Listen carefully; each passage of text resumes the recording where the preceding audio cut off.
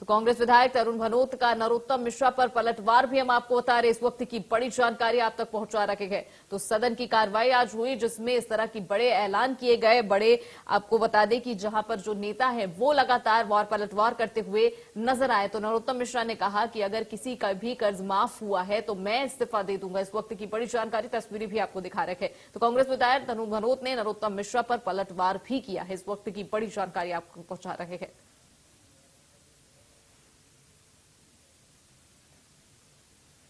तो कर्जा माफ के मुद्दे पर नरोत्तम मिश्रा बोले, लगातार जो सरकार है वो लगातार ये कह रही थी कि जो बहुत लोगों के कर्जे माफ किए हैं, लेकिन लगातार जो नरोत्तम मिश्रा है वो कह रहे हैं कि अगर कर्जे माफ हुए होंगे, किसी के भी 2 लाख तक के भी कर्जे माफ हुए होंगे तो मैं इस्तीफा दे दूंगा। तो इस तरह की बड़ी बातें आज सदन में हुई। आपको बता दें इस वक्त की बड़ी जानकारी आप तक पहुंचा रहे हैं। तो संसद में संसदीय मंत्री नरोत्तम मिश्रा के बड़े ऐलान।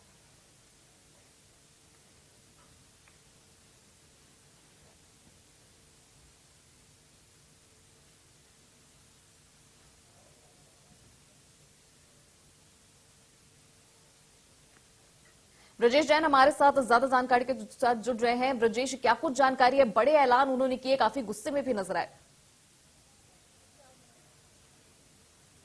बिल्कुल, देखिए अविश्वास प्रस्ताव के दौरान तमाम मुद्दे उठाता हुआ विपक्ष नजर आया है और कर्जमाफी के मुद्दे पर एक बार फिर सदन के अंदर घमासान देखने को मिला है, जहां गृह मंत्री नरोत्तम मिश्रा ने यह ऐलान कर दिया है कि अगर पूरे प्रदेश में कांग्रेस की सरकार के दौरान किसी भी किसान का 2 लाख तक का कर्ज माफ किया गया हो, ऐसा अगर एक भी किसान कांग्रेस बता देगी तो वो इस्तीफा दे देंगे। जिस पर पलटवार करते हुए पूर्व वित्त मंत्री तरुण भनोत ने ऐलान किया है कि 27 लाख किसानों का मध्य प्रदेश में जो है वो कर्ज माफ किया गया है और अगर ये फैक्ट झूठा मिला तो तरुण भनोत अपनी विधायकी से इस्तीफा दे देंगे। तो यहाँ पर इस्तीफा को लेकर एक बार फिर से वार पलटवार चल रहा है। किसानों की कर्जमाफी का मुद्दा एक बार फिर से सदन में गूंज रहा है। जी ब्रजेश, आप ये भी जानना चाहूंगी कि और क्या कुछ इस सदन की कार्रवाई में क्या कुछ और बड़े ऐलान हुए? देखिए अविश्वास प्रस्ताव पर चर्चा लगातार जारी है। नेता प्रतिपक्ष गोविंद सिंह के तमाम आरोप और पत्र में जो आरोप दिए गए हैं वो लगाने के बाद सरकार के अलग अलग मंत्री अपने अपने विभागों का जवाब दे रहे हैं। अभी कर्ज को लेकर लगातार बातचीत विधानसभा के सदन के अंदर जारी है। कांग्रेस का आरोप है कि सरकार जो है वो अनावश्यक तरीके से कर्ज ले रही है और उसको अनावश्यक राशि के रूप में खर्च किया जा रहा है। जबकि वित्त मंत्री जगदीश देवड़ा ने कहा है कि जो कांग्रेस की सरकार थी, कमलनाथ जब सीएम थे, उस वक्त अनावश्यक मद में खर्च किया गया, लेकिन मध्य प्रदेश में विकास कार्यों का ब्यौरा उन्होंने दिया है कि कितनी सड़क, पुल, पुलिया, अस्पताल और स्कूल, कॉलेज बनाए जा रहे हैं जिसके लिए कर्ज लिया जा रहा है। अभी कर्ज को लेकर लगातार बातचीत जारी है। ब्रजेश, यहाँ तो नेता और जो लोग हैं ये लोग वार पलटवार कर रहे हैं, पर क्या डेटा जो है वो क्या कुछ कहता है कि कितना कर्ज माफी हुई थी उनके सरकार में? ऐसा कुछ डेटा?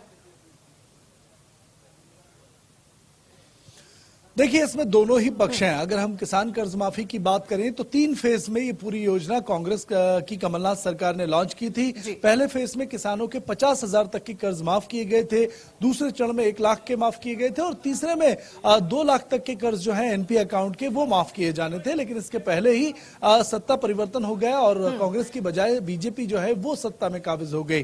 तो यहाँ पर कर्ज माफी योजना अधूरी रह गई। हालांकि दावा और यही किया गया था राहुल गांधी द्वारा कि 10 दिन में सभी किसानों का कर्ज माफ होगा, लेकिन उसी बात को लेकर अब लगातार जो सत्ता पक्ष है वो कांग्रेस को घेरते हुए नजर आ रहा है। देखिए निहार का लगातार डिफेंसिव होना चाहिए था सरकार को और अटैकिंग होना चाहिए था विपक्ष को, क्योंकि अविश्वास प्रस्ताव विपक्ष लाया है। लेकिन यहाँ पर उल्टा ही देखने को मिल रहा है। नेता प्रतिपक्ष ने जिस उदासीनता के साथ पूरा जो आरोप पत्र था वो पढ़ा, उसके बाद लगातार सत्ता पक्ष विपक्ष पर हावी नजर आ रहा है। ठीक है ब्रजेश, तमाम जानकारी के लिए आपको बहुत शुक्रिया।